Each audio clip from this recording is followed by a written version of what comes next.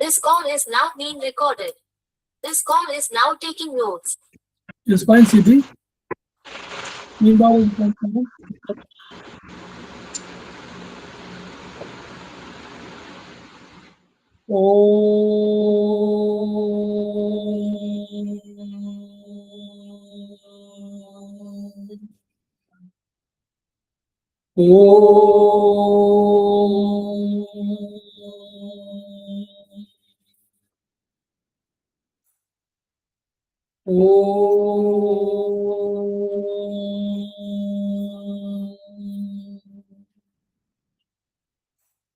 वह शक्ति हमें दो दयानिधे, कर्तव्य मार्ग पर डट जाए, पर सेवा पर उपकार में हम निज जीवन सफल बना जाए।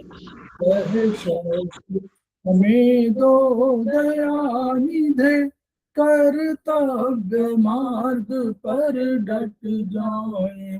हम दीन दुखी निबलों विकलों के सेवक बन संताप हरे, जो है बिछड़े भूले भटके, उनको तारे खुद तर जाए।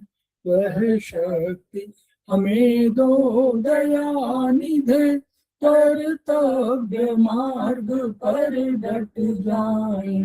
चल देश दंभ पाखंड झूठ, अन्याय से निश दिन दूर रहे, जीवन हो शुद्ध सरल अपना, शुच प्रेम सुधारस बरसाए। वह शक्ति हमें दो दयानिधे, कर्तव्य मार्ग पर डट जाए।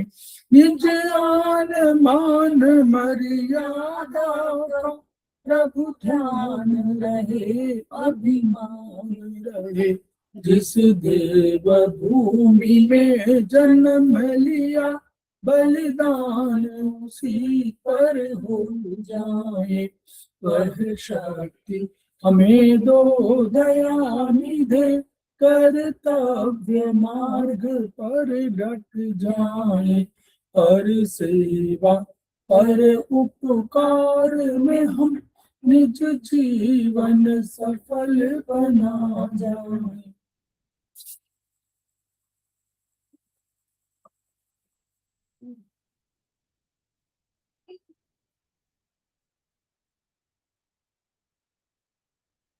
समवायी क्लासेस में आप सभी का स्वागत है। हमारे बीच में श्रीमती वर्षा श्रीवास्तव, उपाध्यक्ष समवायी फाउंडेशन उपस्थित हैं, उनका स्वागत है। हमारे बीच में मैडम उपस्थित हैं। सर आपकी तरफ से वॉइस बहुत कम आ रही है, वॉइस बहुत कम है।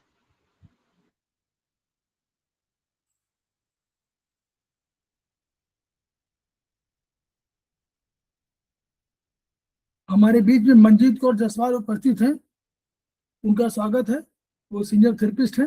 हमारे बीच में अनु ठुकराज मैडम उपस्थित हैं, सीनियर थेरेपिस्ट हैं, उनका स्वागत है। हमारे बीच में पूनम गुप्ता मैडम उपस्थित हैं, उनका स्वागत है, सीनियर थेरेपिस्ट हैं। हमारे बीच में मोहेश कुमार जो उपस्थित हैं, सीनियर थेरेपिस्ट हैं, उनका स्वागत है।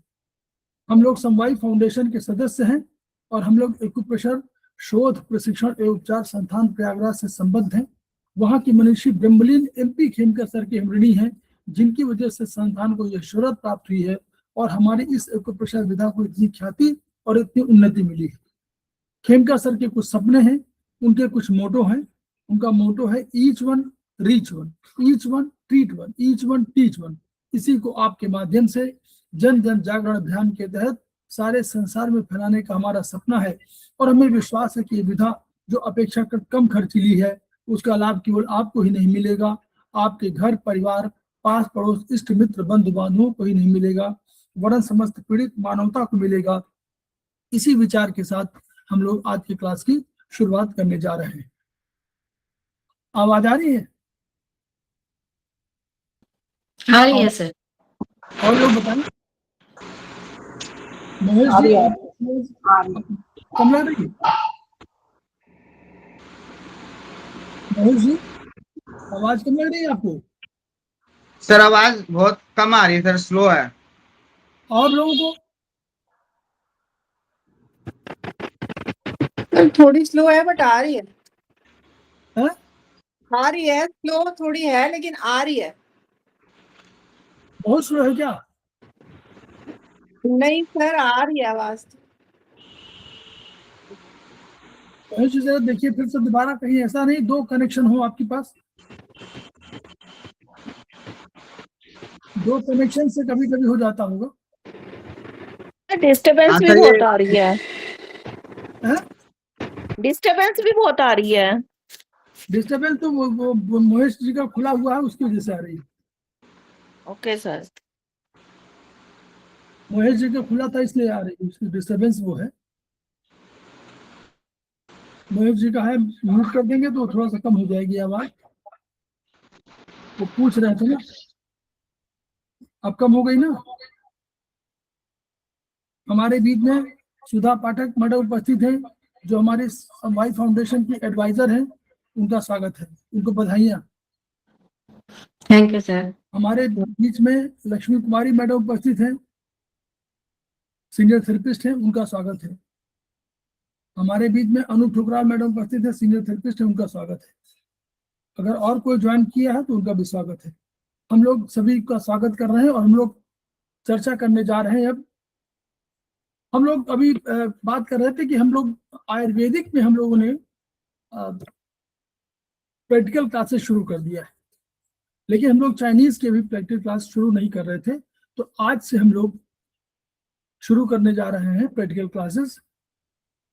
तो हम पुनः सुधा पाठक मैडम का स्वागत करते हैं और उनको हैंडओवर कर रहे हैं। हम उसमें शेयर कर दें, ब्यो चार्ट शेयर करें, क्या शेयर करें बताइए। सर ब्योल चार्ट ही शेयर कीजिए ना, पाथवे तो सिर्फ वर्बली बताना है ना, ब्योल चार्ट से ही होगा सर।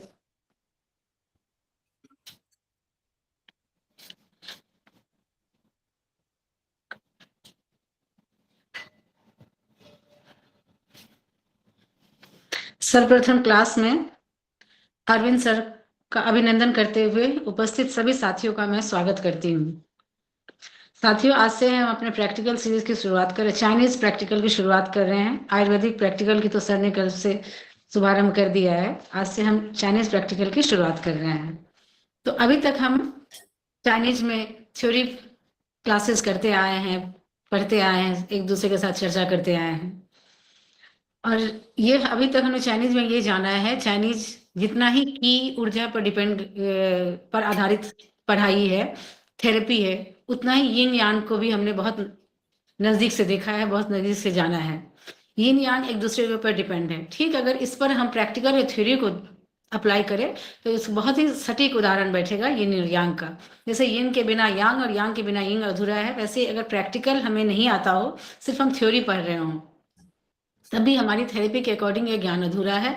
और अगर हमें थ्योरी नहीं आता हो, प्रैक्टिकल सिर्फ हमें आता हो, प्रैक्टिकली पॉइंट अप्लाई करना आता हो, तब भी हमारे लिए अधूरा ज्ञान ही है। तो इसी अपनी थेरेपी को एक अच्छे थेरेपिस्ट बनने के लिए प्रैक्टिकल के साथ साथ, थ्योरी के साथ साथ हमें प्रैक्टिकल की भी जानकारी होना बहुत जरूरी है। इसी क्रम में इस क्लास की हम शुरुआत करते हैं। तो साथियों, अभी तक हमने जाना कि हम सभी जानते हैं कि मानव शरीर देखने में जितना ही सरल सुंदर लगता है, उतना ही यह जटिल है अंदर से, उतना ही कॉम्प्लेक्स है। और इस कॉम्प्लेक्स क्रिएशन में अगर बीमारी आ जाती है किसी भी तरह से, एक्यूट हो, क्रॉनिक हो, किसी भी तरह की अगर बीमारी आ जाती है, तो बीमारी के साथ, शरीर के साथ साथ बीमारी और भी जटिल हो जाता है। और इसमें यह मायने नहीं रखता कि हमारे पास जो भी बीमार आया है वो क्रॉनिक है या एक्यूट बीमारी से ग्रस्त है, उसका सिर्फ एक उद्देश्य होता है कि ठीक होना, और हमारा ये रहता है मोटो कि हम उसको ठीक करके भेजें। तो इसमें अगर हम प्रोटोकॉल का सही से इस्तेमाल, हमें ज्ञान है, हमें पता है कि हमारे पास जो पेशेंट आ रहा है वो कफ से ग्रसित है, बात से ग्रसित है, लेकिन प्रोटोकॉल का अगर ध्यान नहीं होगा, हमें पॉइंट लगाने नहीं आएगा, तो हम उसको सही ढंग से उसको एप्लीकेशन नहीं करेंगे। अगर पॉइंट का प्रोटोकॉल भी पता होगा लेकिन पॉइंट एप्लीकेशन अगर सही ढंग से हम नहीं करेंगे, तब उसमें उसको सही इलाज हम संभव नहीं करा सकते हैं। और अब अगर पॉइंट लोकेशन की बात करूं तो हमारे दोनों ही हाथ, हमारे हाथों में पॉइंट लोकेशन होता है। पहले यह नीडलिंग के एक्यूपंक्चर में जब होता था तब यह इतनी सुविधाजनक नहीं थी, दिक्कत होता था, बहुत परेशानी आती थी, क्योंकि पैर से हमें चलना भी है, काम भी है, बहुत तरह की दिक्कत होती थी। लेकिन जब से फिर हम इसको सरल बना करके जब हाथ में इसका यूज करने लगे हैं, जब से हमारे विद्वानों ने इसको सरल बना दिया है, तब से ये बहुत ही आसान हो गई है। इसमें जब हम हाथ में अप्लाई करते हैं तो जब अप्लाई करेंगे आगे चलकर, जब इस पर हम ध्यान देंगे तो हमें हाथ में बड़े आसानी से लग जाता है। हाथ में, वो भी फिंगर साइड में हम बड़े आसानी से अप्लाई कर लेंगे। लेकिन जब एब्डोमिनल रीजन में आते हैं और बैक रीजन में जब जाते हैं तब वहाँ हमें प्रॉब्लम होती है, हमें पॉइंट अप्लाई करने में प्रॉब्लम होती है या ज़्यादा ध्यान देने की जरूरत होती है। उसके बाद भी जरूरी नहीं कि बिल्कुल सही ढंग से हमारा पॉइंट एप्लीकेशन ही लग जाए। हाथ में इसलिए ऐसी बात होती है क्योंकि हाथ, जब हम फिंगर रीजन में आते हैं तो वहाँ हमें जॉइंट के माध्यम से हमारे हाथों में लैंडमार्क मिलता है। जैसे कि अगर हम बोले कि अगर H7 लगाना है तो जॉइंट पर, एक्यूरेट जॉइंट पर लगा देंगे, या SP3 लगाना है तो SP3 का जब लोकेशन हम लगाएंगे तो हम अपने ऊपर वाले फेलेंजेस में बिल्कुल मिडिल में लगा लेंगे। तो ये सारी सहूलियत है। लेकिन अगर हम P1 की बात करें, पेरिकार्डियम 1 की बात करें, तो उसको लगाने में हमें दिक्कत होगी। और इस दिक्कत को दूर करने के लिए हमारे विद्वानों ने हमें बहुत ही अच्छे से इस ये में दो लैंडमार्क बताया है। लैंडमार्क वही लैंडमार्क जिसकी सहायता से हम कहीं भी किसी भी अननोन जगह पर अगर लैंडमार्क पता हो तो उस जगह पर बड़ी आसानी से हम वहां पहुंच सकते हैं, हमें कोई दिक्कत नहीं होती है। लैंडमार्क पूछ कर या आज GPS की सहायता से हम उस जगह पर बहुत ही आसानी से पहुंच जाएंगे। अगर किसी पॉइंट को अच्छे से हम याद भी कर ले और एक्यूरेट जगह नहीं पता हो, फिर भी हमें कंफ्यूजन रहता है या हमें उस पर शक आता रहेगा कि हमने जो अप्लाई किया कहीं वो आगे पीछे तो नहीं लग गया है, कहीं कोई दिक्कत तो नहीं होगी है। तो हमारे वैसे भी हमारे थेरेपी में सर हमेशा बताते हैं कि कभी भी किसी पॉइंट का एप्लीकेशन अगर करते हैं तो पूरे विश्वास के साथ, क्योंकि हमारा विश्वास भी इस थेरेपी में अच्छी ऊर्जा देता है। जब विश्वास कहीं थोड़ा भी डगमगाएगा तो वो पॉइंट सही लगकर भी दिक्कत हो जाएगी, उसमें सही असर नहीं आएगा। इसके अलावा अगर लेडी जेंट्स की अगर बात करूं तो उनके हाथ के साइज में भी अंतर होता है, या अगर दो लेडीज की भी अगर बात करूं तो उनके दोनों के हाथ के साइज में भी अंतर होता है। तो ऐसे में अगर हमें पाम साइड की बात करें या डॉर्सल साइड की बात कर रही हूँ कि हमें एक्यूरेट अगर लैंडमार्क नहीं पता रहता है तो हम पॉइंट लगाने में अगर CV8, अगर किसी CV8 का तो चलो सबके हाथ के बीचों बीच होगा, CV4 की बात अगर करूं तो दो लेडीज के हाथ के बीच में या दो जेंट्स के हाथ के बीच में CV4 का हल्का ऊपर नीचे हो सकता है। तो इसी सबको सहूलियत देने के लिए, इसी सब की ये को हमारे मन में शक न रहे, इसको मिटाने के लिए हमारे TCM विद्वानों ने बहुत आसानी से लैंडमार्क के रूप में CV और GB मेरिडियन को हमारे सामने, कंट्रोलर मेरिडियन को उन्होंने हमारे सामने बताया। तो उन्होंने हमें बताया कि हमारे पास ऊर्जा प्रवाह पथ यानी मेरिडियंस हैं, 12 मेरिडियन हैं और उनके 2 कंट्रोलर मेरिडियन हैं। ये अभी तक हम लोगों ने जान रखा है। CV और GB उसके कंट्रोलर मेरिडियन है। इस महत्वपूर्ण ज्ञान को हमें सबसे पहले प्रोफेसर पार्क जेव्यू के द्वारा मिला, जहां उन्होंने हमारे इससे पहले जो हमारा ट्रीटमेंट हो रहा था, जैसे मैंने बताया कि वह ओरिजिनल पर अगर होता था तो नीडलिंग की सहायता से बहुत दिक्कत होता था। फिर पार्क जेव्यू ने करस्पॉन्डेंस के सिद्धांत हमें दिया, जिसमें कि उन्होंने ये बताया कि यथा ब्रह्मांडे तथा पिंडे। तो ये लाइन ऐसे सार्थक होता है कि हम जानते हैं हमारा ब्रह्मांड 5 तत्वों से मिलकर बना है और हमारा शरीर भी, तो हमारा जस्ट 5 तत्वों से मिलकर बना है। तो उन्होंने इन दोनों में तुल्यार्थता बताई, सामंजस्यता बताई कि ब्रह्मांड भी 5 तत्वों से बना हुआ है और हमारा शरीर भी। यहाँ तक तो ठीक था। उसके बाद हमारी थेरेपी को और भी आसान करने के लिए हमारे विद्वानों ने जो कि यह बताया कि ब्रह्मांड में जो है वो हमारे शरीर में है, उन्होंने फिर हमारे शरीर को भी कंपेयर कर दिया, किससे? हमारे शरीर को कंपेयर कर दिया हमारे हाथ से।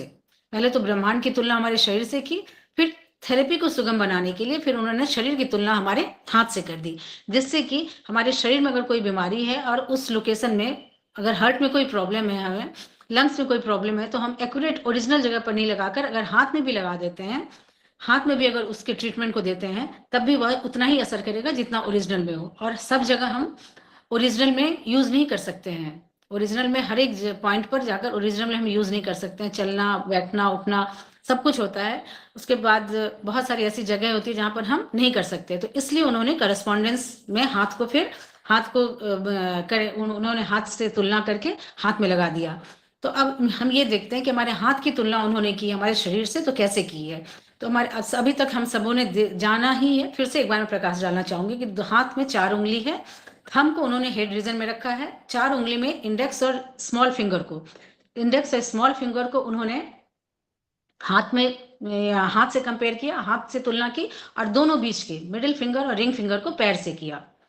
पैर से तुलना करने के बाद उन्होंने इतना इजी बना दिया कि हम सभी जानते हैं कि हमारे जितने भी ऊर्जा प्रवाह पथ हैं वह हाथ और पैर से होते हुए, हाथ से या तो हाथ से स्टार्ट होते हैं, ये हाथ से स्टार्ट होकर पैर, हाथ हमारे चेस्ट रीजन से स्टार्ट होकर हाथ पे खत्म होते हैं, या हाथ से स्टार्ट होकर चेस्ट रीजन में, या पैर से स्टार्ट होकर चेस्ट रीजन में, या चेस्ट रीजन से स्टार्ट होकर पैर में खत्म होते हैं, या हेड रीजन से स्टार्ट होकर। कहने का मतलब जितनी भी ऊर्जा प्रवाह पथ है यह हमारे इस हाथ में आकर, पूरे हमारे हाथ में आकर अप्लाई हो सकते हैं। इसलिए उन्होंने इसको इतना इजी बना दिया, इतना आसानी से कर दिया। और इसके साथ साथ सीबी और जीबी मेरिडियन की अगर मैं बात करूं, जो हमारा कंट्रोलर मेरिडियन है वह, उसको उन्होंने, वह यूनिलेटरल, ये दोनों ऐसे मेरिडियन है, ऊर्जा प्रवाह पथ है जो यूनिलेटरल है। यूनिलेटरल मतलब हमारे शरीर के बीचों बीच है। अगर इसमें सीबी मेरिडियन की बात करूं, जो कि यिन ऑर्गन का कंट्रोलर मेरिडियन है, वह हमारे गोनाइड एरिया से, जेनाइटल एरिया और एनस, हमारे जेनाइटल एरिया और एनस के बीचों बीच से शुरू होता है और ऊपर आगे की तरफ ऊपर बढ़ते हुए, ग्रोइंग रीजन से ऊपर बढ़ते हुए, चेस्ट से ऊपर बढ़ते हुए, हमारे गर्दन से, हमारे नेक से ऊपर बढ़ते हुए, हमारे लोअर लिप्स के नीचे आकर उसका लास्ट होता है, लास्ट पॉइंट उसका हमारे लोअर लिप्स के पास आकर CV24 लास्ट होता है। और अगर गवर्निंग वेसल्स की मैं बात करूं तो उसकी शुरुआत हमारे एनस और कोसिक्स, इन दोनों के बीचों बीच से शुरू होता है, और शुरू होते हुए फिर वह हमारे स्पाइन के साथ साथ चलते हुए ऊपर की तरफ आता है, हमारे नेक को पीछे से, नेक की तरफ, ये डोर्सल साइड की कंट्रोलर में है, तो पीछे से आते हुए हमारे यांग साइड से आते हुए हमारे हेड को कवर करते हुए, फिर यिन साइड में हमारे हेड से नीचे, फोरहेड से नीचे आते हुए हमारे अपर लिप्स, नोज के नीचे अपर लिप्स पर आकर खत्म तो नहीं होता है। वैसे तो हमारे मुंह के अंदर इसके 2 पॉइंट्स आते हैं, 26, 27, लेकिन वो तालू में होने की वजह से उसका उतना यूज नहीं होता है। तो एक तरह से हम ये समझें कि हमारे अपर लिप्स और नोज के बीच में 25 GB25 नंबर खत्म होता है। तो इसको इतने ऐसे उन्होंने, जब ओरिजिनल में इसका पाथवे है, तो ऐसे ही उन्होंने हाथ में किया कि सीबी मेरिडियन की शुरुआत हमारे रिंग फिंगर, मिडिल फिंगर और रिंग फिंगर से शुरू होते हुए आगे बढ़ते आगे जाते हुए, जैसे कि मैंने बताया कि हमारे लोअर लिप्स पर आकर खत्म होता है, और थंब को हमने हेड में ये किया, हेड में डिनोट किया है। तो हमारे यहाँ पर थंब में अब लोअर लिप्स, जिसको कि आगे हम और जाकर समझेंगे, अभी फिलहाल के लिए कि लोअर लिप्स थंब में ऊपर वाले फेलेंजेस में आकर खत्म होता है। और ठीक ऐसे ही जीबी मेरिडियन की अगर बात करूं तो यह हमारे रिंग फिंगर और मिडिल फिंगर के बीच से शुरू होकर के आगे बढ़ते हुए, फिर यह हमारे थंब से होते हुए आगे आकर फिर हमारे लोअर लिप्स में आकर खत्म होता है। तो इतनी आसानी से इस एरिया में इसमें जितने भी पॉइंट्स आएंगे, जितने भी इनके पॉइंट्स हैं, सबों का लोकेशन उसी में, कभी भी किसी भी पॉइंट का लोकेशन इधर उधर नहीं होगा, वो अपने पाथवे में ही चलेगा। इसके बाद हम सभी जानते हैं कि कोई भी मेरिडियन जहां से स्टार्ट होता है तो वह कभी भी कहीं जाकर किसी भी मेरिडियन में पहला पॉइंट होता है। अगर सीबी की ही बात करूं या लंग्स की बात करूं, L1 उसका स्टार्टिंग पॉइंट है और LU11 उसका लास्ट पॉइंट है। तो L1 से चलते हुए ऐसा नहीं कि LU11 तक जाकर वह एनर्जी बंद हो जाएगी, क्योंकि हम जानते हैं एनर्जी का सिद्धांत है, एनर्जी सतत निरंतर प्रवाहित होते रहती है, कभी वह रुकती नहीं है, कभी भी वह मुड़ती नहीं है। अगर वो रुकेगी तो वही बीमारी के रूप में स्टेग्नेशन, स्टेटिस हो जाएगा, या अगर उल्टा जाती है तब भी वो कॉन्ट्रावेक्शन होकर बीमारी के रूप में आएगी। कहने का मतलब एनर्जी हमेशा सतत चलते रहती है। तो फिर एक हमारे मन में बात ये आती है कि अगर वो चल रही है तो LU से फिर वह दूसरे मेरिडियन पर कैसे जाती है। तो इस पर एक छोटी सी, इसको समझने के लिए हम समझ सकते हैं कि कोई भी मेरिडियन जहां से स्टार्ट होती है और कहीं जाकर वह खत्म होती है, तो लास्ट पॉइंट पर अगर खत्म होती है तो ऐसा नहीं कि वह समाप्त होता है, बल्कि वह इंटरकनेक्टेड होती है। वह जहां खत्म हो रही है वहां से वह इंटरकनेक्ट करती है। जैसे अगर लंग्स की मैं बात करूं, वहां से पोलैरिटी भी चेंज करती है। तो पोलैरिटी का मतलब हुआ यिन से यांग और यांग से यिंग हुआ। इसको समझने के लिए कि वह इंटरकनेक्टेड होती है। लंग्स क्लेविकल बोन्स, एलयू से, जनरली हम एलयू से स्टार्टिंग करते हैं। हमारे पढ़ाई में इसको ऐसा नहीं है कि ब्रह्मांड से एलयू में पहले ऊर्जा आएगी, लेकिन पढ़ाई और समझने के लिए हम लंग्स मेरिडियन से शुरू करते हैं। तो अगर हम ये देखें कि एलयू क्लेविकल बोन से 6 गुण आगे आएंगे। क्लेविकल बोन जो हमारे नेक में होता है, नेक में 6 गुण, जब उससे नीचे आकर क्लेविकल बोन का जो यहाँ नेक के पास है, उससे जस्ट नीचे आकर 6 गुण साइड में आएंगे। वहां से LU1 की स्टार्ट होती है। फिर वहां से लंग्स मेरिडियन स्टार्ट होकर आर्म के इनर साइड से, फिर वह LU यहाँ से स्टार्ट होते हुए आर्म के इनर साइड से, क्योंकि यिन मेरिडियन है तो आर्म के इनर साइड से होते हुए आगे सारे अपने पाथवे पर चलते हुए वह थंब में आती है। थंब के अल्लर साइड में आकर LU11 खत्म होता है। फिर वहां पर आने के बाद जब LU11 पर लंग्स मेरिडियन खत्म होती है, तो एक ऐसा एनर्जी पाथवे जो कि हम वैसे तो मेरिडियन भी नहीं दिखता है, लेकिन वो क्या करता है, फिर अपना पोलैरिटी चेंज करते हुए, हम जानते हैं कि लंग्स के बाद उसका कपल मेरिडियन में ऊर्जा जाती है, LI में जाती है। तो वह अपना पोलैरिटी चेंज करते हुए फिर वह, जैसे कि वह थंब में खत्म हो गई थी, ठीक वहीं से दूसरी मेरिडियन अपनी पोलैरिटी चेंज करते हुए स्टार्ट होती है।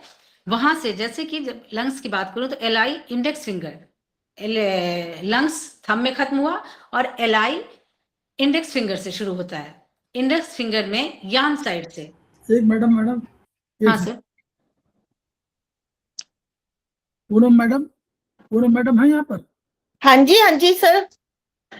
अच्छा, आप ये समझ रहे हैं कि ये जो पोलैरिटी है, या आप समझ रहे हैं कि अपना पोलैरिटी चेंज करिए, या लंग से हम क्यों शुरुआत कर रहे हैं, ये समझ रही हैं? नहीं सर। हाँ, तो वो इसके लिए आप ट्यूटाइज 1 जब जाएंगी तो हाँ जी। उसमें आप देखिएगा वो, और इसका चित्र कहीं मिलेगा आपको, इसमें ट्यूटाइज 1 में नहीं मिलेगा, हमने भेजा कहाँ पर है ये हाँ जी, चैप्टर? ट्यूटाइज 1 में है सर। ट्यूटाइज 1 में पेज नंबर 10 में है। नहीं, पेज 10 नंबर में नहीं। हाँ, 8 या 10 में है, जिसमें वो बना हुआ है कि आपको पहले 3 से 5 वो वाला ऑर्गन क्लॉक कहीं पढ़ा हुआ है? ऑर्गन क्लॉक सेमेस्टर 1 में है। हाँ सर, ऑर्गन क्लॉक है सेमेस्टर 1 में। ऑर्गन क्लॉक से समझ में आएगा। ऑर्गन क्लॉक माने जो ब्रह्मांड की ऊर्जा 2-2 घंटे के अंतराल में आती है, तो एक जगह पर वो 4 घंटे रहेगी। 24 घंटे होते हैं और 6 एनर्जी है, तो कितने घंटे हुए एक लिए? 24 भाग देंगे उसको डिवाइडेड बाई 6, तो 4 आवर्स होंगे ना। 4 आवर्स में 2 यांग के और 2 इन के।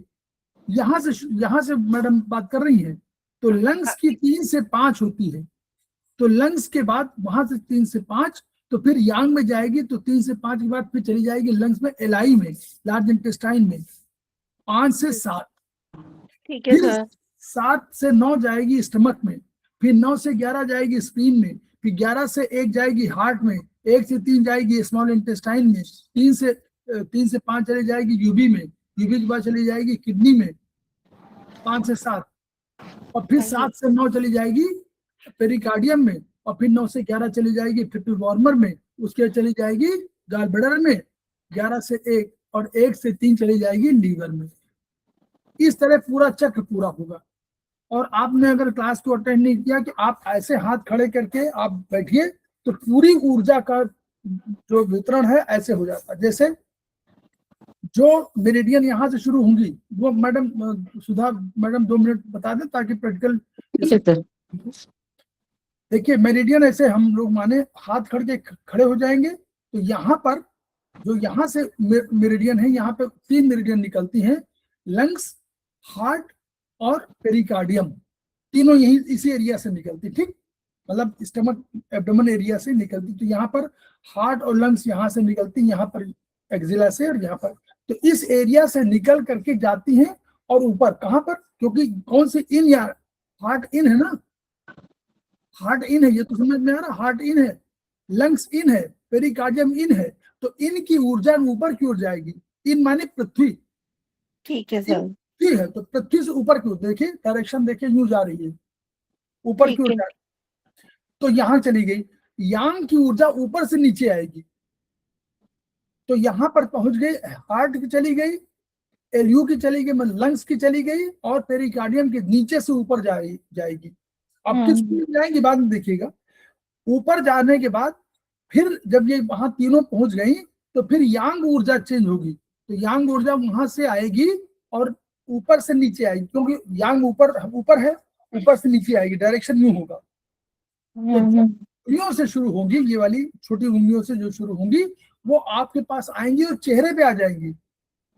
तो SI, LI और ट्रिपल वार्मर तीनों आपके चेहरे पर इस एरिया में आएंगे।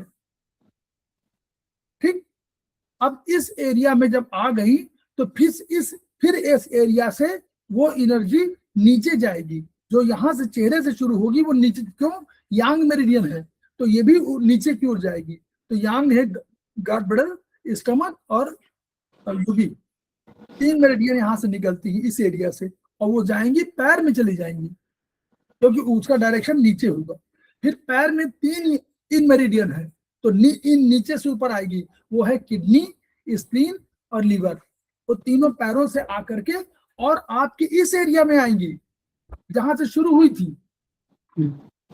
एब्डोमेन एरिया से शुरू हुई थी ना, तो वहीं पर सब, चाहे लीवर की हो चाहे स्प्लीन की हो, यही एक्सिला एरिया में आकर के और यहाँ पर रुक जाएंगे। किडनी की यहाँ पर ऊपर आ जाएगी, यहाँ पर इस एरिया में यहाँ पर, और बस आकर के पूरा चक्र पूरा करेंगे।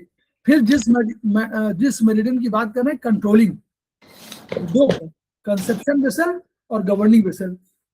कंसेप्शन वेसल आपके बिल्कुल फ्रंट से, नीचे से CV1 से शुरू होगी गोनेडल एरिया से, और वो जाएगी, और कहाँ चली जाएगी, आपके मैडम बता रही थी यहाँ पर पर।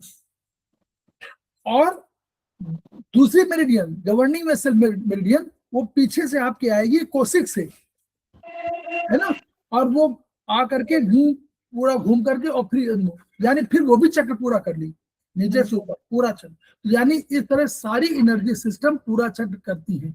ये समझना आपको लिए बहुत जरूरी है। जब मैडम बोलते हैं कि पोलैरिटी चेंज करेगी, तो जब कभी एक तत्व से दूसरी तत्व में जाएगी, एक तत्व से दूसरे तत्व में जाएगी, तो पोलैरिटी चेंज नहीं करेगी। यानी अगर यांग है तो यांग से यांग में जाएगी, यांग से इन में कभी नहीं जाएगी, यांग से इन अपने घर में तो चली जाएगी। यानी जैसे इस तरह मान लीजिए कि आप हस्बैंड वाइफ के बीच में कोई चीज बात कम्युनिकेट हो रहा है एक घर में, लेकिन जब दूसरे घर में बात करेंगे तो लेडीज के पास चले जाएंगे, जेंट्स के पास चले जाएंगे। तो उसी तरह जो आपकी ऊर्जा है जब दूसरे तत्व में जाएगी तो यांग से यांग में ही ट्रांसफर होगी, यांग से इन में नहीं जाएगी। इन में होगी तो इन में चली जाएगी। जैसे मान लीजिए आपको हमने बताया कि लंग्स है, तो फिर LI उसी का भाग है, तो LI से जब जाएगी तो स्टमक में जाती है, स्प्लीन में नहीं जाती। फिर स्प्लीन, स्टमक से स्प्लीन में चली जाएगी, जब स्प्लीन से जाएगी तो हार्ट में जाएगी, दूसरा तत्व आ गया। ठीक है, ऐसे ध्यान रखिएगा, बस इतना समझना है। इसकी बात तब आप ये तो उल्टा उल्टा हो रहा है ना सर, अब ये ऊर्जा लंग से स्टमक की तरफ, मतलब उल्टा चल रही है ना ऐसे। नहीं, मेरिडियन की बात कर रहे हैं, उसकी अपने इस शरीर की बात में करें, उनकी अपनी एनर्जी है। ये तो शरीर मनोविज्ञान वाला वो भौतिक विज्ञान, शारीरिक विज्ञान वो अलग है, विज्ञान अलग है। मतलब मॉडर्न साइंस की बात नहीं करें हम लोग, करें चाइनीज का कंसेप्ट। अब सुधा मैडम शुरू करिए। हमारे बीच में, एक सेकंड, हमारे बीच में दुर्गा सुमंगली मैडम उपस्थित हैं, उनका स्वागत है, उनको शुभकामनाएं, बधाइयां। वो हमारी समवाई फाउंडेशन की प्रमोटर बन गई हैं, उनको शुभकामनाएं। हमारे बीच में और कौन, लक्ष्मी कुमारी मैडम उपस्थित हो गई हैं, सीनियर थेरेपिस्ट हैं, वो भी स्वागत है उनका। ठीक है सर। तो इस तरह से सर ने जितनी बहुत अच्छी जानकारी हमें दी है, यही मैं भी ब्रीफ करने वाली थी कि इस तरह से पोलैरिटी चेंज करते हुए किस तरह से एनर्जी हमारे चेस्ट से शुरू होकर के, लंग्स मेरिडियन चेस्ट से शुरू होकर फिर हमारे चेस्ट में ही आकर के लिवर मेरिडियन खत्म होता है, और वो एक पूरा एक सर्कल बनाता है। ठीक वैसे कंट्रोलर मेरिडियन जो हमने दो बात की, CV और GB, ये दोनों भी अपनी अपनी स्टार्टिंग पॉइंट से शुरू होकर के एक चक्र के रूप में आते हैं। ये यूनिलेटरल है, ये हमेशा यूनिलेटरल होंगे। और सबसे याद रखने वाली, ध्यान रखने वाली बात है कि ये मेरिडियन कभी भी अपना पाथवे चेंज नहीं करेंगे, कभी भी एक दूसरे को क्रॉस नहीं करेंगे, पाथवे चेंज नहीं करेंगे। ये बात अगर हम ध्यान में रखते हैं तो हमें कभी भी पॉइंट लगाते समय एलयू का कोई भी पॉइंट लगाएंगे तो एलयू के पाथवे में ही लगाएंगे।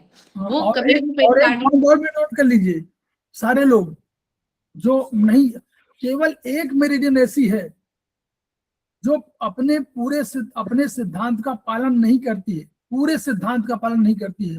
वो मेरिडियन का नाम आप लोग बताइए, सीनियर लोग बताएं। एक मेरिडियन है जो अपने सिद्धांत का पालन नहीं करती है। इन मेरिडियन नीचे से ऊपर जानी चाहिए, यांग मेरिडियन ऊपर से नीचे आनी चाहिए। एक मेरिडियन अपने सिद्धांत का पालन नहीं करती। सीवीजी भी होगी, जीवी, सीवी तो करती है, सीवी तो नीचे से ऊपर जा रही है, तो सीवी तो कर रही है। गवर्निंग वेसल कहाँ कर रही है? गवर्निंग वेसल को ऊपर से नीचे आना चाहिए, लेकिन वो नहीं आ रही है। और थोड़ा थोड़ा डेविएशन सब करती हैं, थोड़ा डेविएशन तो सब करती है, लेकिन केवल एक मेरिडियन ऐसी जो अपने सिद्धांत का पालन नहीं करती है, केवल गवर्निंग वेसल मेरिडियन। उसको ऊपर से नीचे आना चाहिए। यांग मेरिडियन है, यांग ऊपर है, स्वर्ग है, स्वर्ग है, आकाश है, वहां से आनी चाहिए, वहां से नहीं आ रही है, वो नीचे से ऊपर जा रही है। और स्टमक मेरिडियन, आपके यांग भाग, स्टमक मेरिडियन यांग है, उसको यांग भाग से जाना चाहिए, लेकिन वो चलती उस समय सामने से है। शरीर के सामने आती है, इन भाग में आती है, तो वो थोड़ा बहुत डिविएशन है। लेकिन केवल गवर्निंग वेसल मेरिडियन है जो अपने पूरे सिद्धांत का पालन नहीं करती, कोई सिद्धांत नहीं मानती। क्यों सर? नहीं, हम पैर मतलब क्यों नहीं, क्यों का नहीं मतलब पालन नहीं, मतलब उनका साइंटिस्ट साइंस है। चलिए ठीक, सुधा मैडम चलिए। गवर्निंग वेसल कहाँ से शुरू होता है? मैम एनएस, हाँ बताइए। एनएस और कोसिक्स के बीचों बीच शुरू होता है। स्टार्टिंग पॉइंट GV1 का अगर ओरिजिनल में हम देखते हैं तो एनएस और कोसिक्स जो वो हमारी लास्ट हड्डी है, उसका शब्द जो है पेरिनियम, पेरिनियम, शब्द पेरिनियम उसमें से शुरू होती है। यस सर, हाँ। पेरिनियम आपको जब फीमेल रिप्रोडक्शन सब बता रहे थे तो उसमें पेरिनियम शब्द का इस्तेमाल किया था। पेरिनियम से स्टार्ट होती है, वही पेरिनियम एरिया से शुरू होती है। पेरिनियम स्टार्ट होती है। ठीक है, तो सर अब यस मैम, GV28 वहाँ है ना? GV28 यहाँ पर है और 28 अंदर है, मुंह के अंदर बस। तो वो 20 मुंह के अंदर नहीं जान पाते, तो हम 26 को ही मान लेते हैं लास्ट पॉइंट। वैसे मैम वाइवा के लिए जानना जरूरी है कि 27, 28 हमारे मुंह के अंदर तालु में है। हाँ। अदरवाइज एप्लीकेशन के लिए 26 तक ही एप्लीकेबल होता है। ठीक है, तो इस तरह से हमने अभी तक इसके पाथवे को देखा। अब एक एक ऑर्गन के बारे में हम देखते हैं, उनके ओरिजिनल और ब्योल में उनके पाथवे को देखते हुए पॉइंट लोकेशन को हम देखते हैं। तो उससे ओरिजिनल में लंग्स से शुरुआत करने से पहले मैं सीवी मेरिडियन का जैसे कि बताया था हमने, वह ओरिजिनल में भी सीवी और जीबी मेरिडियन का सर, वो सीवी और जीबी का ओरिजिनल में देख लेते हैं सर पहले।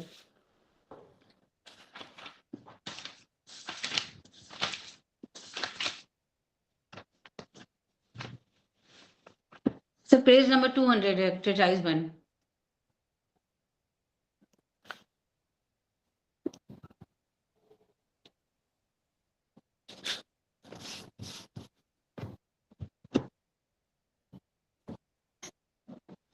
तो जब तक सर निकाल रहे हैं तब तक मैं सिर्फ, जैसा कि हमने देखा था, नीचे से होते हुए ऊपर सीवी मेरिडियन हमारे ऊपर आ रही है। तो अगर आप पिक्चर में देखेंगे तो CV1 की शुरुआत हमारे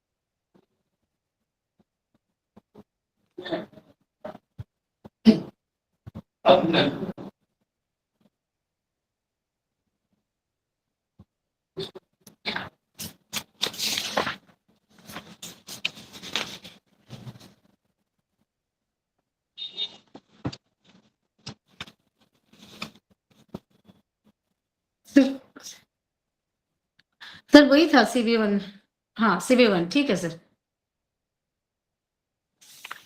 तो जैसा कि हम अपने ओरिजिनल पाथ पे अगर देखें CB1 का, तो देख रहे हैं कि हमारे CB1 की स्टार्टिंग, जैसा कि मैंने पहले ही बताया था कि वेजाइना और एनस के बीच से शुरू होता है, या ग्रोइंग एरिया से, ग्रोइंग एरिया के बीचों बीच स्टार्ट होता है, पेरिनियम से स्टार्ट होता है, या ऊपर इन साइड में ऊपर यूनिलेटरल बीचों बीच चलते रहता है। और इसमें जितने भी इस पॉइंट हम देख रहे हैं, बिल्कुल अगर सीधो बीचों बीच अगर हम एक सीधी रेखा खींच दें ग्रोइंग एरिया से लेकर अपने लोअर लिप्स के बीच तक, तो इसके बीच में सारे के सारे पॉइंट CB1 से CB24 तक के सारे पॉइंट आ जाएंगे। ओरिजिनली बात करूं, इसमें हमारा ग्रोइंग एरिया, फिर हमारा एब्डोमिनल रीजन, फिर चेस्ट का रीजन और नेक होते हुए 2D पर खत्म होता है। और सभी में अगर हम देखें तो कमोबेश एक जैसा ही, इसमें एक ही जैसा, हर एक पॉइंट के बीच में एक ही जैसा डिस्टेंस है। और अब अगर मैं इसकी बात करूं, ब्यूल में बात करूं, तो ब्यूल में जैसा कि हमने अभी तक बताया कि थंब वाला रीजन हमारा हेड को डिनोट करता है, तो आगे ये जाकर थंब वाले रीजन में भी आएगा, लेकिन इसकी शुरुआत मिडिल फिंगर और रिंग फिंगर के बीच में शुरू होती है। हाथ दिख रहा होगा, CB दिख रहा है मैम। CB1 की अगर शुरुआत करें तो दोनों फिंगर के बीचों बीच, सर दिख रहा है हाथ मेरा? सर आप म्यूट हैं। दिख रहा है मैडम, दिख रहा है। ठीक है, तो यहां से स्टार्ट होकर के हम देख रहे हैं कि CB1 का लोकेशन, CB1 का लोकेशन हमें बिल्कुल इस दोनों के बीचों बीच, यहाँ से CB1 पॉइंट का लोकेशन यहाँ दिख रहा है। फिर एक मैग्नेट अगर हम ऊपर आते हैं, या CB1 का लोकेशन हमने देख लिया, और CB4 का लोकेशन है जो हमारे हर एक के हाथ में हर्ट लाइन होता है। इस लाइन को हर्ट लाइन कहते हैं, जो हमारे इंडेक्स फिंगर और मिडिल फिंगर के बीचों बीच जहाँ जाती है, ये हर्ट लाइन कहलाती है। तो CB1 से लेकर अगर ये हर्ट लाइन तक एक लाइन खींचे, तो इस पॉइंट पर आकर इससे स्लाइटली ऊपर, स्लाइटली आर्म के तरफ अगर आते हैं, तो CB4 का लोकेशन है ये। ठीक है, CB1 और CB4 को हमने देख लिया। अब इसके बीच में एक मैग्नेट नीचे आएगा CB4 से, अगर CB1 से ऊपर जाते हैं तो एक मैग्नेट ऊपर CB2 का लोकेशन है, फिर उससे एक मैग्नेट ऊपर CB3 का लोकेशन है। CB4 को तो हमने देख ही लिया। फिर इसके बाद अगर CB8 की अगर बात करूं, ये सारी एक सीधी लाइन में जा रही है। CB8 सबके हाथ में, यह नेवल का पॉइंट है, बहुत ही अच्छा पॉइंट है। CB8 सबके हाथ के बीचों बीच, पाम के बीचों बीच CB8 का, इस लाइन में ही अगर बीचों बीच एक पॉइंट हम खींचे CB के लाइन में, तो बीचों बीच CB8 का लोकेशन है। CB8 के लोकेशन और CB4 का लोकेशन हमने देख लिया। CB8 और CB4 के बीच में जब हम ये देखते हैं कि यहाँ पर फिर एक लाइन है, हर्ट लाइन के बाद ये ब्रेन लाइन है। जनरली लाइन की सहायता से अगर हम देखें तो बहुत आसानी से समझ जाएंगे। हर्ट लाइन और ब्रेन लाइन के बीच में CB मेरिडियन के सारे पॉइंट सेम डिस्टेंस पर हैं। सिर्फ ये 3 पॉइंट हैं, CB7, CB6 और CB5, या CB5, CB6, CB7। इसके तीनों पॉइंट में थोड़ी सी कम दूरी है। अदरवाइज इससे पहले वाला भी और इसके आगे जितने भी पॉइंट्स होंगे सब में इक्वल दूरी होगा। तो CB5, CB6 और CB7 इसमें कम दूरी है, और इसको CB5 को जानने के लिए हम CB4 से एक मैग्नेट ऊपर आएंगे तो CB5 होगा। फिर CB5 से हाफ मैग्नेट से भी कम ऊपर अगर हम लोकेशन लेते हैं तो CB6 है, और CB6 से हाफ मैग्नेट ऊपर आते हैं तो वह CB7 का पॉइंट है। CB8 का लोकेशन हमने देख लिया। फिर CB8 से एक मैग्नेट ऊपर CB9, एक मैग्नेट ऊपर CB10, CB11, CB12, CB13, CB14, यहाँ तक एक एक मैग्नेट की दूरी है।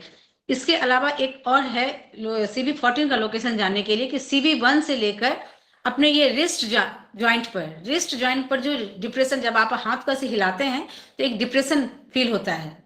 सब अपने अपने हाथों में देख सकते हैं कि ये डिप्रेशन जहां फील हो रहा है वो जगह हमारा CB14 का है। वो एक्यूरेट लोकेशन, जैसे CB1 का लोकेशन एक्यूरेट है स्टार्टिंग पॉइंट यहाँ से, वैसे ही CB14 जब हाथ को हम डाउन करते हैं और जहां डिप्रेशन हमें फील होता है वह CB14 की जगह है।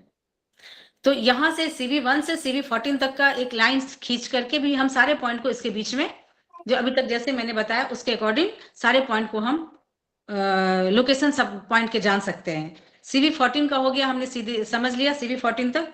यहाँ तक अगर किसी को कोई दिक्कत है तो हम डिस्कस कर सकते हैं, जान सकते हैं कि इसमें अगर किसी को कुछ दिक्कत हो आप पूछ सकते हैं, नहीं तो फिर मैं इसके आगे चलती हूँ। फिर CV14 से आगे बढ़ने के लिए हम डायरेक्ट हम देख रहे हैं कि CV15 का लोकेशन देखना थोड़ा मुश्किल है। इसके लिए हम क्या करते हैं कि CV14 जो डिप्रेशन में हमें आया था, डिप्रेशन में जहाँ पॉइंट CV14 मिला था, वहां से जब अपने थंब के इस कफ जॉइंट पर, थंब के कफ जॉइंट पर भी अगर आप टच करेंगी, थोड़ा प्रेशर डालेंगे, तो वहां पर भी एक डिप्रेशन आपको दिखेगा। ठीक है, थंब के कफ जॉइंट को जब आप टच करेंगे बीचों बीच, क्योंकि CV मेरिडियन बिल्कुल बीचों बीच जा रही है, जब थंब के कफ जॉइंट को बीचों बीच हम प्रेस करेंगे, हल्का सा ही प्रेस करेंगे, तो एक डिप्रेशन महसूस होगा। वह एक्यूरेट पॉइंट है हमारे हाथ में CV22 का। ठीक है, CV22 तक हम पहुंच गए हैं। अब इसके बीच में सारे पॉइंट को, CV15 से लेकर CV21 तक के पॉइंट को हम देखते हैं कि कैसे हम इसमें लोकेट करेंगे। तो CV22 हमारा मिल गया, एक सीधी लाइन हमने बना ली। अब आगे अगर देखें हम CV15 की अगर हम जगह देखें, CV14 उसी लाइन में, CV14 से अगर हम 2 मैग्नेट अगर नीचे चलते हैं, CV14 से या तो 2 मैग्नेट नीचे चले तो CV15 मिल जाएगा। अदरवाइज आप ये देख लीजिए कि CV18 दोनों, ये इस लाइन का हाफ है CV18। ये CV14 से लेकर CV22 तक एक लाइन अगर हम खींचते हैं तो उस लाइन का जो मिड पॉइंट होगा वह CV18 है, और CV18 और 17 पड़ेगा। सर ये इस पिक्चर के अकॉर्डिंग, मैंने भी 17 ही पिछले क्लास में कहा था, लेकिन इस पिक्चर के अकॉर्डिंग CV18 है सर। अगर इस पिक्चर में आप देखेंगे ना तो CV18 आ रहा है। वैसे तो 17 माना जाता है, 17 माना जाता है, लेकिन मैंने जब देखा ना सर, इसलिए मैंने इसमें थोड़ा सा अपनी तरफ से ये किया है amendment.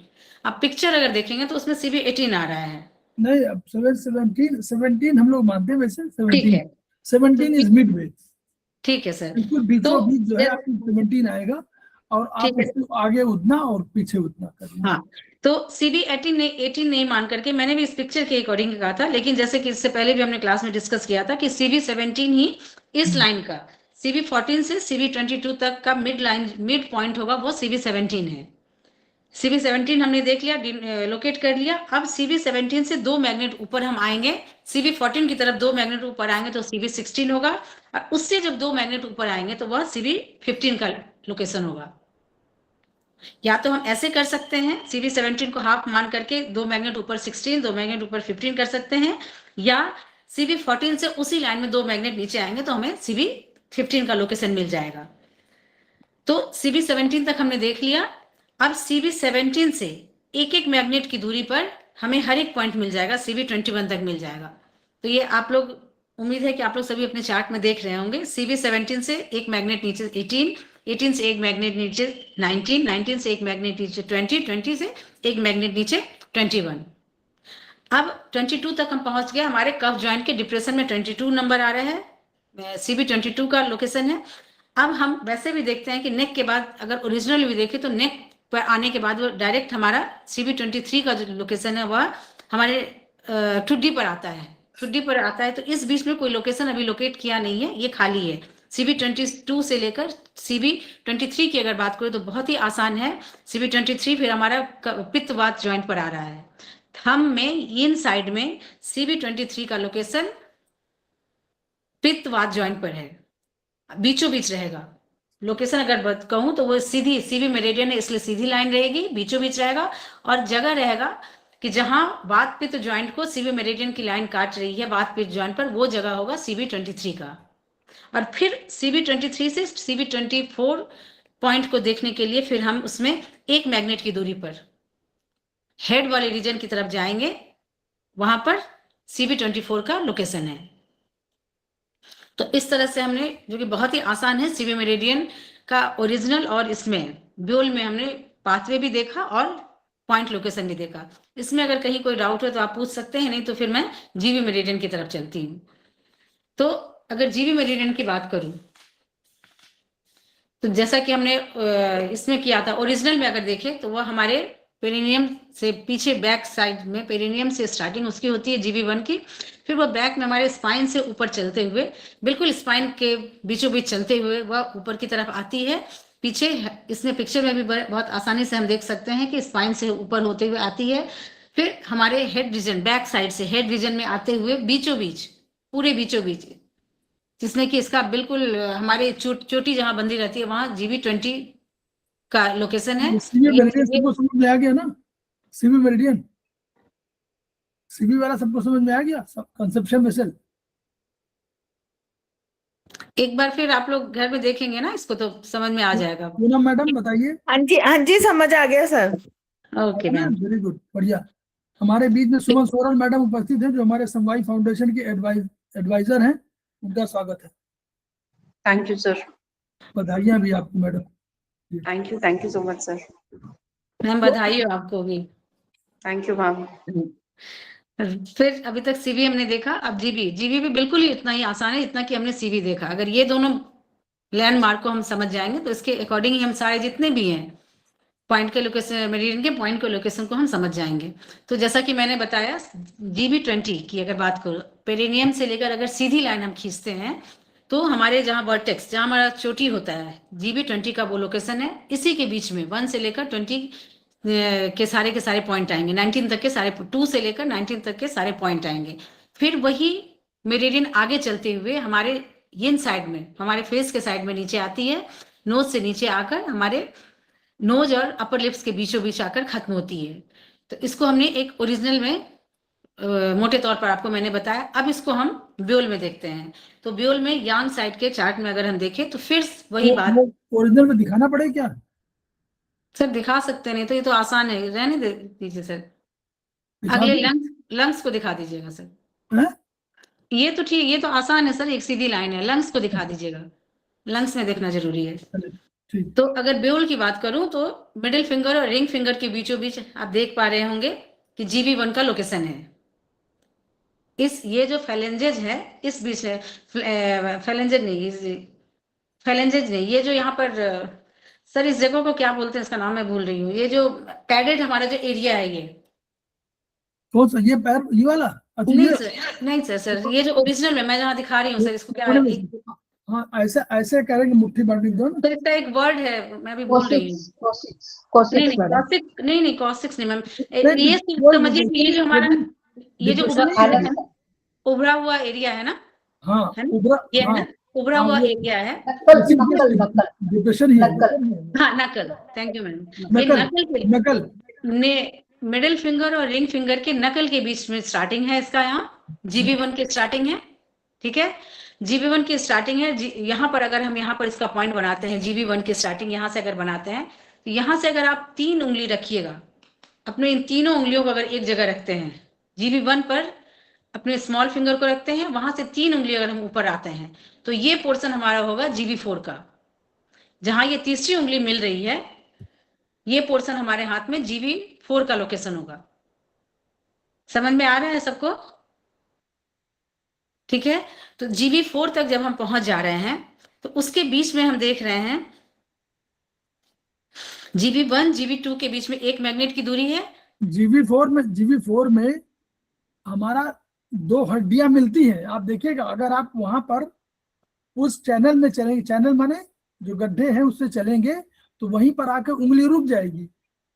This is GV4 point. ये सर ये कह रहे हैं कि अगर जब मेटाकार्पल रिंग फिंगर और मिडिल फिंगर के जो ये मेटाकार्पल जहां, हाँ चैनल बोल रहे हैं इसको। हाँ, चैनल माने गड्ढा, जो गहराई है, नाली। तो उस नाली में जब आप चलेंगे तो वहां पर 2 हड्डियों के बीच में आ जाएगी। हाँ GV4 का लोकेशन है। या तो उसको ऐसे समझ लीजिए या 3 उंगली GV1 से रख करके भी हम GV4 तक पहुंच सकते हैं। फिर GV3 की अगर बात करूं तो वो आप इसमें हम देख रहे हैं GV4 और GV2 के बीच में GV3 का लोकेशन है। GV1 और GV2 में 1 मैग्नेट की दूरी है और GV2 और GV4 के बीच में GV3 का लोकेशन है। फिर GV4 और GV5 में अगर हम देखें तो 1 मैग्नेट की दूरी है। 1 मैग्नेट ऊपर जब अप्लाई करेंगे पॉइंट के तो वह GV5 का लोकेशन होगा। फिर GV6 की अगर बात करूं तो हमें यहाँ 2 मैग्नेट की दूरी मिल रही है। GB5 और GB6 के बीच में 2 मैग्नेट की दूरी है। 2 मैग्नेट की दूरी के बाद GB6 से GB7 1 मैग्नेट की दूरी, GB8 2 मैग्नेट की दूरी। और अगर GB9 की बात करूं तो फिर जैसे हमने CV14 को देखा था, रिस्ट जॉइंट पर डिप्रेशन में GB14 आ रहा है, CV14 आ रहा है, ऐसे ही जब हम पाम डॉर्सल साइड में हम हाथ को हिलाएंगे तो एक डिप्रेशन में फील होगा। वो डिप्रेशन में पॉइंट आ रहा है हमारा GB9 का। GB9 का लोकेशन डॉर्सल साइड में जब रिस्ट को हम हिलाएंगे, डिप्रेशन जहां मिलेगा वो GB9 का लोकेशन होगा। हमारे फिंगर के, हमारे पाम के बीचों बीच डॉर्सल साइड में डिप्रेशन में GB9 होगा। तो GB9 हम यहाँ देख रहे हैं, GB9 का लोकेशन। GB9 तक हमारे ट्रंक, हमारे बैक में आ रहा था। इसके बैक में तो अभी आगे भी आएगा, लेकिन यहाँ से फिर यह थंब के साइड में मुड़ जाता है। GB मेरिडियन यहाँ से थंब के साइड में, अगर ब्योल की बात करूं, अदरवाइज वो ऐसी सीधी है, लेकिन अगर थंब इसमें ब्योल की बात करूं तो GB9 से यह यहाँ पर मुड़ जाती है। तो जहां हमारा थंब का जो ये है पीछे साइड से, थंब का जो यहाँ हमारा कब ज्वाइंट यहाँ पर GB9 आ रहा है। और GB10 के लिए हम यहाँ से ये मेरिडियन यहाँ से ब्योल में मुड़ जा रही है। ये कंसेप्ट बता दें। ये कंसेप्ट ये है कि ये उन्होंने माना कि इस अंगूठे का जो ये हड्डी वाला पूरा भाग है, इसको यहाँ पर मान लिया गया है। ठीक है, तो वो इसीलिए पॉइंट दोनों, क्योंकि ये अंगूठा उन्होंने माना कि ये अंगूठा का पूरा इधर आ जाएगा सामने की तरफ। तो ये देखिए यहाँ पीछे आएगा, तो वो अंगूठे का ये भाग जो आपको दिख रहा है GB9, ये आपको GB9 से टच कर जाएगा। अगर वो हटा दिया जाए पूरा, तो पूरा अंगूठा GB9 पे आ जाए कि नहीं, पूरी हड्डी। अगर उस हड्डी को वहां से काट दिया जाए और वहां पर GB9, उसी GB9 के दोनों पॉइंट मिल जाएंगे एक ही जगह, क्योंकि ये वो कंसेप्चुअली डिफरेंट था कि ये अंगूठा यहाँ पर फिक्स हो जाएगा ऊपर। ठीक है, ये समझ में आ रहा? ये इस कंसेप्ट की वजह से है, इसीलिए GB9 दो जगह पे दिखाया गया है, UB17 दो जगह पे दिखाया गया है, इसीलिए। ठीक है, तो जो डिप्रेशन है वो दोनों डिप्रेशन पे आप मान लीजिए कि वहीं पर है, इसलिए आप चाहे यहाँ लगाइए चाहे वहां लगाइए, दोनों पॉइंट एक ही है। सर GB9 का लोकेशन एक ही जगह है, डिप्रेशन में है। GB17 का 2 जगह है सर। UB17 का सर 2 जगह है। UB17 2 जगह है, लेकिन GB9 एक जगह डिप्रेशन में है। फिर वो ये जो हमारा ये एरिया है, यहाँ पर जहाँ गोलाई लिए हुए हमारा थंब का एरिया है, उस एरिया में GB10 का लोकेशन है। UB17 बताओ कहाँ पर है? 2 जगह। UB17 सर 2 जगह है। हाँ, वही तो 2 जगह वही है, 2 जगह है। GB9 के ये में भी है, वही कंसेप्ट में है, पैरेलल में है।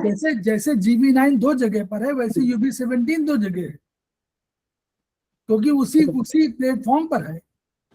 ठीक है सर, एक्चुअली मैं ना ये चार्ट को देखकर बता रही थी, चार्ट में नहीं है। हाँ, देखो ना, GB9 जो है ये वाला, देखो ये GB9 जो है, ये चूंकि अंगूठे का ये पॉइंट जो है यहाँ पर और यहाँ पर दोनों जगह वही है। उसी तरह UB17 यहाँ पर है, तो यहाँ पे UB17 है। UB17, हाँ UB17 दोनों एक जगह है, इसीलिए है। अगर हाँ ये पूरा भाग माना जा रहा है कि ये भाग पूरा यहाँ से काट करके और यहाँ लगा दिया गया है।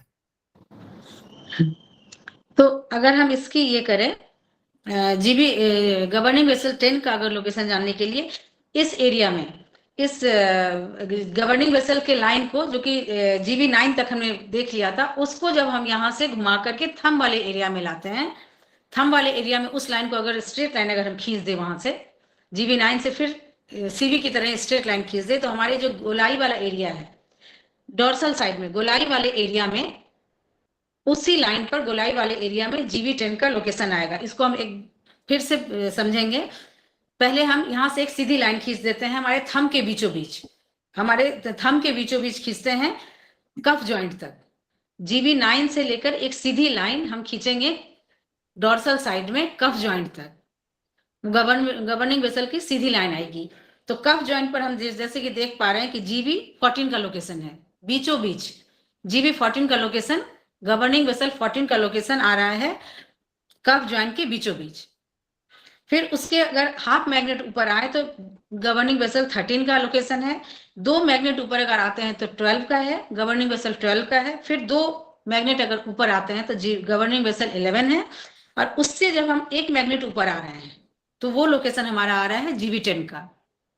तो जिस तरह से आपको आसानी हो, या तो इस गोलाई वाले एरिया में हम एक सीधी लाइन खींच दे और अपने थोड़ा सा अपने इंट्यूशन से GV10 को लगा ले, या इस गोलाई वाले एरिया से GV9 से सीधी रेखा अगर हम खींचते हैं, गवर्निंग वेसल की बीचों बीच रेखा खींच लेते हैं और कफ ज्वाइंट से पॉइंट का लोकेशन लेते हैं GV10 तक पहुंचने के लिए, तो उस तरह से भी आप बहुत आसानी से और एक्यूरेटली GV10 तक पहुंच जाएंगे। ठीक है, फिर अगर GV10 से लेकर अगर मैं बात करूं GV19 तक, धीरे धीरे ये हेड की तरफ बढ़ता जा रहा है। GV19 तक की अगर मैं बात करूं तो फिर वही सीधी रेखा आगे बढ़ जाएगी, हमारे थंब में नेल के ऊपर तक पहुंच जाएगी, और GV14 और GV15 के बीच में हम देख रहे हैं कि कोई पॉइंट अभी तक वहां किसी भी पॉइंट को लोकेट नहीं किया गया है। सीधे GV15 आ रहा है हमारा बात पित्त ज्वाइंट पर बीचों बीच। GV15 आ रहा है हमारा इस GV14 के साइड में आ रहा है ज्वाइंट के जस्ट नीचे GV14 देख रहे हैं, और GV16 बिल्कुल हाफ मैग्नेट से भी कम की दूरी है। GV16 उसी ज्वाइंट के दूसरे साइड में नेल के साइड में आ रहा है। ठीक है मैम, GV15 और GV15 है GV14 के साइड में, कफ ज्वाइंट के टुवार्ड्स कफ ज्वाइंट है, बात पिच ज्वाइंट पर टुवार्ड्स कफ ज्वाइंट GV15 का लोकेशन है, और GV16 है towards thumb, towards nail, thumb nail में, टुवार्ड्स थंब नेल में GV16 का लोकेशन है, वही सीधी लाइन है। बात पे ज्वाइंट हमारा है वही उसी पर है। बात पे ज्वाइंट के दोनों साइड में दो पॉइंट है, GV15 और GV16। अब GV16 से हाफ मैग्नेट ऊपर GV18 हाफ मैग्नेट ऊपर, GV19 हाफ मैग्नेट ऊपर है। GV19 तक हमने देखा, और GV20 हम सभी जानते हैं कि वह बिल्कुल थंब के बीचों बीच आता है, हमारे हेड पर भी है, बिल्कुल सर के बीचों बीच है, और अगर ब्योल में देखें तो वह भी बीचों बीच है। तो यहाँ भी हम इसको कर सकते हैं, या फिर वो यिन साइड में भी हमको इसको देख सकते हैं, यहाँ भी लिख सकते थे GV20 बीचों बीच, थंब के बीचों बीच, और नहीं तो फिर इसको हमने यिन साइड के चार्ट में अगर आप देखेंगे तो बहुत आसानी से आपको GV20 का लोकेशन मिल जाएगा। GV20, फिर अब यहाँ से आप ये समझ लीजिए, ये इसके आगे कोई भी पॉइंट बताने से पहले सिर्फ मैं इतना एक ये करना चाहूंगी जो हम सभी जानते हैं, थंब को हमने माना था अपना हेड रीजन। ठीक है, हेड, अगर ये हेड रीजन में यिन साइड में अगर हम आते हैं तो बहुत कुछ है हमारे पास, हमारी आंखें हैं, फोरहेड है, आंखें हैं, नोज है, लिप्स है, साथ साथ ईयर है, और उसके साथ साथ नेक है। इतना हम कंसिडर करते हैं यिन साइड में नेक। यिन साइड में अगर नेक को हम कंसिडर, नेक से हेड वाले रीजन को कंसिडर करें, नेक से हेड को अगर कंसिडर करें तो उसमें हमारा फोरहेड आ रहा है, ईयर आ रहा है, इसी के साथ आईब्रो आ रहा है, ईयर आ रहा है, नोज आ रहा है, लिप्स आ रहा है, जिसमें अपर लिप्स और लोअर लिप्स आ रहा है, उसके साथ नेक आ रहा है, हमारी ठुड्डी आ रही है, हमारा चिन आ रहा है। तो ये सारी चीजें बारीकी से इसलिए बताया कि सभी जगह हमारे पॉइंट्स हैं, और ये हमें जानने में हर एक जगह का हमें की जरूरत होगी हमें जानने में। तो इस जगह को बड़े आसानी से अगर हम थंब के जो उभार, सबके उंगली में जितने भी ह्यूमन है, थंब में जनरली सबके बीच, हम थंब के बीचों बीच एक उभार, हल्का सा उभार रहता है, उसको अगर हम नोज, अगर क्या वो हम उसको हम नोज वाला लोकेशन, नोज का अगर लोकेशन माने, ओरिजिनल ब्योल में अगर नोज मान लेते हैं, तो नोज के साथ साथ, अब अपने नोज के साथ साथ हम नोज के जस्ट हल्का सा ऊपर आ जाएगा हमारा आईज आ जाएगा, आई के हल्के से ऊपर में आईब्रो आएगा, ऊपर में फोरहेड आ रहा है, और आई और नोज के जस्ट नीचे लिप्स आ रहा है हमारा, और साइड में जैसा कि हम देख रहे हैं नाक के जस्ट इधर रहता है हमारा ईयर, उसके जस्ट सामने हमारा ईयर आ जाएगा, इसकी भी जरूरत हमें पड़ेगी आगे जानने में, और लोअर लिप्स के नीचे फिर हमारा नेक का रीजन आ रहा है। तो अगर आप इतना जान जाएंगे तो उसके आगे जितना भी, ये सारी बातें मैं इसलिए बता रही हूँ कि मुझे भी बहुत परेशानी हुई थी जब मैंने पहली बार दूसरी बार देखा था कि ये इतना घौच-पच, इतना एक दूसरे के साथ सटा हुआ पॉइंट है ना कि इसको देखकर ही हम डर जाते हैं। लेकिन अगर आप ये ध्यान रखेंगे ना कि ये हमारा हेड रीजन है, हेड में आईज है, नोज है, और ओरिजिनल आप याद करेंगे तो बिल्कुल बैठे बैठे मैं बोलते जाऊंगी, आप बताते जाएंगे SI19 यहाँ है क्योंकि ये ईयर का लोकेशन है, हमारा ये UB1 का लोकेशन है, हमारे नोज के ईयर कैंथर में, इनर कैंथर में है। तो बहुत आसानी से इसके लिए इस पॉइंट को, जितना ये देखने में डरावना लग रहा है, इसको आसान करने के लिए अगर आप इसमें अपने आप से ड्रॉ कर लेते हैं, इसको बीचों बीच नोज को आधार बना करके, तो ये सारे के सारे पॉइंट बहुत ही आसान हो जाएंगे। बहुत आसानी से आप इसको लगा सकते हैं। तो ये देखने के लिए हमें GB 24 तक कोई भी डिस्टेंस नहीं है, कोई भी गैप नहीं है। अगर हमें एक साथ 4 मैग्नेट लगाना पड़े तो बहुत ही मुश्किल होगा, और इन चारों मैग्नेट को ब्योल 1 में भी अगर हमें करना पड़े, ऐसा कोई प्रोटोकॉल है नहीं, लेकिन अगर लगाना पड़े तो ये 5 पॉइंट GB 20 से GB 24 तक 5 पॉइंट को हम सिर्फ 3 BM1 में ही कवर कर लेंगे। इतना कम है, कोई ये नहीं, गैप नहीं है इसमें। तो GB 5 तक यहाँ पहुंच गए। उसके बाद GB 5 से अगर हम देखें तो ये GB 5 से नीचे GB 25 का GB 24 तक पहुंच गए। GB 24 और GB 25 के बीच में अगर 2 मैग्नेट की दूरी लगाते हैं तो हम GB 25 तक पहुंच जाते हैं। ठीक है, GB 25 तक हम पहुंच गए। GB 25 से हाफ मैग्नेट की दूरी GB 26 है। इसको या तो हम ऐसे कर ले, या अपने लिप्स में जहां हमने नोज यहाँ पर माना है, जहां हमने नोज बनाया है, नोज से हाफ मैग्नेट की दूरी पर GB 26 करते हैं। GB 26 का रखेंगे और नोज के से जस्ट स्लाइट नीचे हम, या नोज के ऊपर 25 का हम लोकेशन रखेंगे। तो GB 26 तक बहुत आसानी से हम पहुंच गए हैं। ठीक है, आप सब समझ रहे हैं ना? Yes ma'am. यस ठीक है, मैम। Thank you ma'am. इसमें अगर कहीं भी कोई दिक्कत हो तो आप पूछ सकते अपने हैं। पास ये चार्ट मिल जाए कि नहीं? आपको चार्ट न मिलेगा तो इसी को भिजवा देंगे। चार्ट आप लोगों के पास होगा ना? नहीं सर। ये मार्केट में वैसे मिलता है, लेकिन फिर भी अगर चाहिए तो हमको इसको भी कॉपी नहीं डाल देंगे, तो निकाल लीजिए। और उसको तो बड़े हमारे मैम बड़े चार्ट बना लीजिए। बड़े में जो बड़ा फोटो कॉपी होती है उसमें बड़े कर दीजिएगा, तो उसमें आपको आसानी रहेगी। कहाँ से मंगवाएंगे? मैम अपना ब्योल चार्ट है ना इसमें, एडवर्टाइज बन, उसको भी आप बड़ा बनवा सकती हैं। पेज तो नंबर नहीं चार्ट नहीं 74 किया। पेज नंबर, अगर चाहेंगे तो इसी को हम दे देंगे, हाँ जी। वैसे सर प्रोवाइड, इसी को ट्रांसफर कर देंगे। Page number 174। हाँ 174 में उसको आप बड़ा बना लेंगे, या सर ने जैसा कहा सर भेज देंगे। हम इसको ग्रुप में डाल देंगे, आप लोग उसको निकाल लीजिएगा। थोड़ा सा बड़े बनवाइएगा तो आपको उसमें आसानी रहेगी। सर बड़े- एडवर्टाइज बन तो जनरली सबके पास होगा ही ना। ठीक है, इस तरह करके थोड़ा बड़े उसमें बनवा लीजिए, ऐसे में तो आपको आसानी रहेगी। आसानी है। सर इसी तरह हमको नहीं आया। हाँ सर, मैम आपके पास तो दिख रहा है मैम, है। अच्छा ये बुक की बात है, बुक है, इसको चार्ट में बनवा सकती है मैम। चार्ट में बड़ा लेमिनेशन ये करा फोटो कॉपी निकलवा सकती हैं। जहां पर नहीं, बहुत अगर वहां बहुत क्लियर है तो उसी कॉपी बनवा लीजिए, नहीं तो अगर आपको नहीं हो तो इसको हम डाल देंगे ग्रुप में। ठीक है,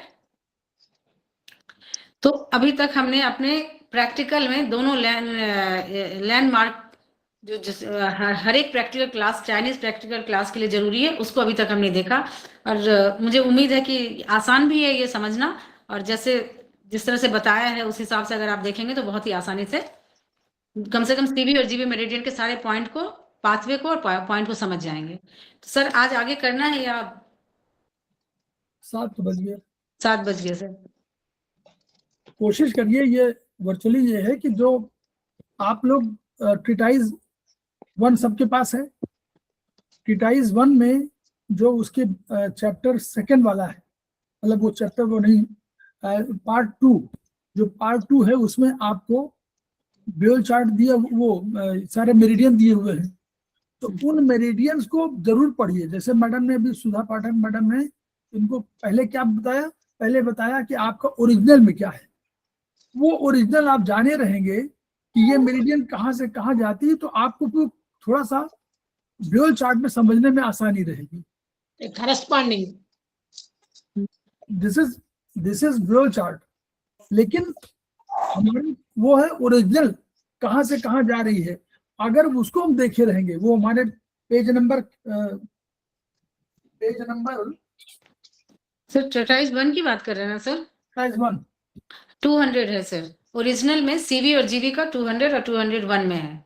नहीं, जो हम लोग के पास एक दो किताब है, एक किताब में है 123 के आसपास है, और उसमें आप जो नए लोग हैं जैसे पूनम गुप्ता मैडम है, तो कुल एक मैडम का इस्तेमाल कर रही थी कुल शब्द, कुल यूनिट है हमारी, हाँ जी सर। है ना, हाँ जी। यूनिट है, उसको AUM बोलते हैं, हाँ जी। हाँ जी। Unit of measurement. तो अगर कुल हम समझ जाए ये कुल है, इतनी हाँ जी। इतनी चौड़ाई हमारी कुल है, तो ये हाँ इस कुल को हम अंदाजा, इसमें सब किताब में 123 पेज, हमारे यहाँ 124 से है इस किताब में, लंग्स मेरिडियन से।